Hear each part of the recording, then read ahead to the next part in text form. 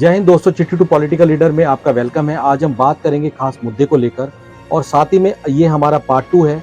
यानी पार्ट 1 में हमने बात रखी थी फ्री एजुकेशन और फ्री हेल्थ को लेकर, और पार्ट 2 में भी हमें फ्री एजुकेशन और फ्री हेल्थ को लेकर हम बात करेंगे, क्योंकि बहुत सारे ऐसे लोग हैं जिन्होंने अपने कमेंट्स किए हमें कि भैया ये बताइए कि फ्री एजुकेशन के लिए या फ्री हेल्थ के लिए पैसा आखिरकार आएगा कहाँ से। साथ ही में हम ये भी बताना चाहेंगे कि मौजूदा जो विपक्षी दल है, अगर वो 2024 में मौजूदा सत्ता दल के सामने अपनी चुनौती पेश करना चाहता है 2024 के चुनाव में, यानी लोकसभा के चुनाव में, तो उनको कुछ ऐसे खास मुद्दे लेकर आने होंगे जो आम जनमानस से सीधे सीधे सरोकार रखते हैं। और साथ ही में आज हम इंडिया अलायंस के बारे में बिल्कुल भी बात नहीं करेंगे, क्योंकि इंडिया अलायंस धीरे धीरे अलग होता जा रहा है, और सिर्फ हम बात करेंगे विपक्षी दल कांग्रेस के बारे में और राहुल गांधी के बारे में। और उससे पहले हम आपको बताते चले कि हम फ्री एजुकेशन और फ्री हेल्थ के ऊपर हम बात कर रहे हैं। सबसे पहले हम आपके सामने आज के एपिसोड में ये भी बात रखेंगे कि हमारे देश में ऐसी बहुत सारी योजनाएं हैं जिन पर जो पैसा है वो पानी की तरह बहाया जाता है, यानी बहुत सारा ऐसा बजट है। अगर उस बजट को हम ट्रांसफर कर दे, यानी उस योजना को रिप्लेस कर दे फ्री एजुकेशन की योजना के साथ, तो आप यकीन करिए पूरे देश में फ्री एजुकेशन मुमकिन हो सकती है। तो उस योजना के बारे में भी हम बात करेंगे। आज हम उस योजना के बारे में भी बात करेंगे आपके सामने, जिसमें साल का 2 लाख करोड़ रुपए लगभग खर्च किया जाता है, और एजुकेशन के ऊपर कितना खर्च होता है उसके ऊपर भी हम आपके सामने आंकड़े रखेंगे। सबसे पहले हम बात करेंगे लंगर प्रथा की। ये सरकार के लिए एक मॉडल है, विपक्ष की पार्टियों के लिए भी एक बहुत बड़ा मॉडल है, क्योंकि आज हम फ्री शिक्षा के ऊपर हम लोग बात कर रहे हैं। आपने अक्सर देखा होगा पंजाब में या जहाँ पे गुरुद्वारे हैं, अगर पंजाब में आप देखना चाहें तो चंडीगढ़ में जा सकते हैं। तमाम जो हॉस्पिटल है, पीजीआई गवर्नमेंट का हॉस्पिटल सेक्टर 32 में, वहाँ पे आप देखेंगे तो मरीज के जो रिश्तेदार हैं वो वहाँ पे तीनों टाइम खाना खाते हैं और फ्री में खाना खाते हैं। पंजाब से हमारी सरकारों को सीखना चाहिए।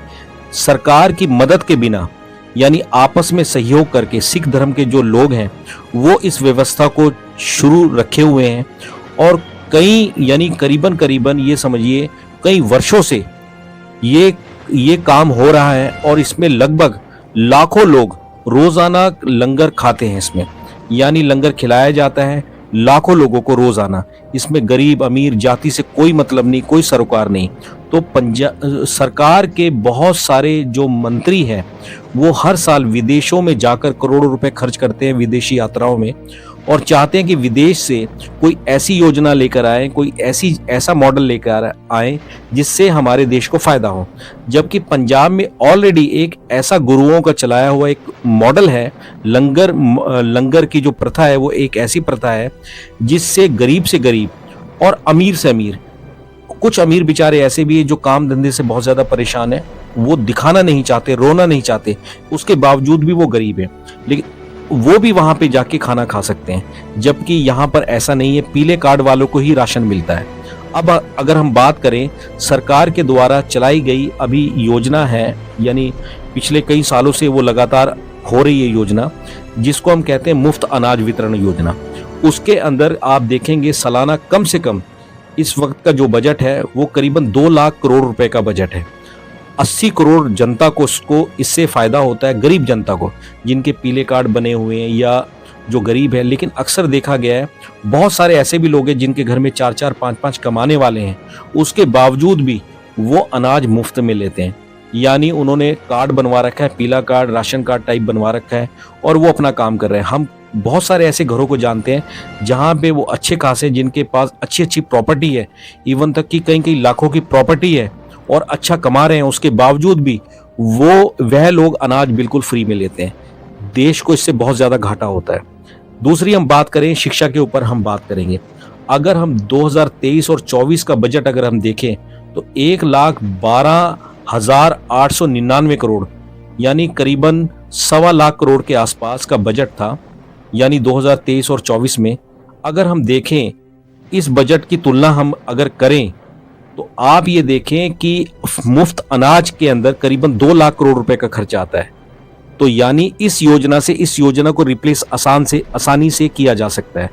अगर हम देखें बहुत सारे देश जो है वो मुफ्त शिक्षा के ऊपर आज भी काम कर रहे हैं और वहां पे मुफ्त शिक्षा दी जाती है। पहला सवाल, पंजाब का जो मॉडल है तो क्या हम मुफ्त अनाज योजना की जगह लंगर के सिस्टम को अगर हम पूरे देश में लागू करें, यानी हमारी सरकारें जो हैं हर एक परिवार से या जो विपक्षी पार्टी है उनको एक ऐसी योजना चलानी होगी कि एक परिवार से एक मुट्ठी दान योजना, अगर एक मुट्ठी दान अगर लिया जाए तो इस व्यवस्था को आसानी से लागू किया जा सकता है। यानी अपनी हैसियत के अनुसार कोई तेल देगा, कोई दाल देगा, कोई अनाज देगा, कोई चावल देगा, यानी एक एक मुट्ठी। और तमाम धर्मों में दान देने का बहुत बड़ा नियम है और हमारा देश वैसे भी एक ऐसा देश है जहाँ पे धर्म के प्रति लोगों की आस्था बहुत अच्छी है और लोग हर धर्म में शुरू से बचपन से सिखाया जाता है कि हर व्यक्ति को दान देना चाहिए, क्योंकि दान देने के बाद यानी मरने के बाद हमें बहुत सारे फायदे होते हैं, यानी हमें मोक्ष प्राप्त होता है, यानी बहुत सारी ऐसी चीज़ें होती जो हमारे लिए फायदेमंद है। तो दूसरा सवाल ये है कि हर व्यक्ति क्या देश और परिवार के लिए दान नहीं देगा, हमारा ये सवाल है। तो अगर हम देखें तो 2 लाख करोड़ रुपए जो फ्री अनाज के तौर पे हमारी सरकार देती है, उसको योजना को बंद करके अगर हर व्यक्ति से थोड़ा थोड़ा अनाज लिया जाए तो आप यकीन करेंगे इस लंगर योजना से गरीब को ही नहीं बल्कि हर वंचित लोगों को, जैसे कई बेचारे बे औलाद है, उनके औलाद नहीं है तो वो बेचारा खाना कहाँ से खाएगा अकेला। तो ऐसा है, मुसाफिर लोग, बहुत सारे मुसाफिर बेचारे गरीब हैं, बहुत ज़्यादा परेशान हैं, वो कहाँ से खाना खाएंगे। और इसमें जातिवाद बिल्कुल भी नहीं है, कोई भी व्यक्ति जाके खाना खा सकता है, ले सकता है वहाँ पे खाना। जबकि पीले कार्ड बनाने वाले और बहुत सारे ऐसे भी लोग हैं जिनकी कमाई बड़ी अच्छी है, उसके बावजूद भी वो फ्री में अनाज लेते हैं।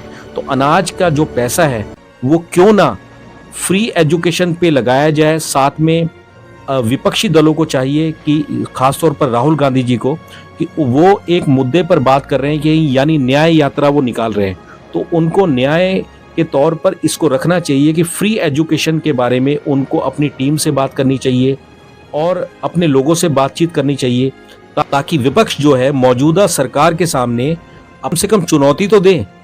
और एक अच्छे राजनेता को अच्छी योजना बनानी चाहिए। जननेता के लिए सबसे अच्छी योजना यही है, न्याय की भावना के साथ उनको एक ऐसी योजना पर काम करना चाहिए जिससे कि वो जनता का समर्थन वो हासिल कर सके। क्योंकि 2024 का जो चुनाव है बहुत ज़्यादा एक ऐसा चुनाव बन चुका है जिसमें मौजूदा जो दल है वो कुछ भी करने को तैयार है, यानी जीतने के लिए वो कुछ भी कर सकती है। हालांकि अगर हम हाल में ही देखें तो बहुत सारी ऐसी घटनाएं घटी हैं हाल ही में जिससे ये लगता है कि मौजूदा जो सत्ता दल है वो जीतने के लिए कुछ भी कर सकता है।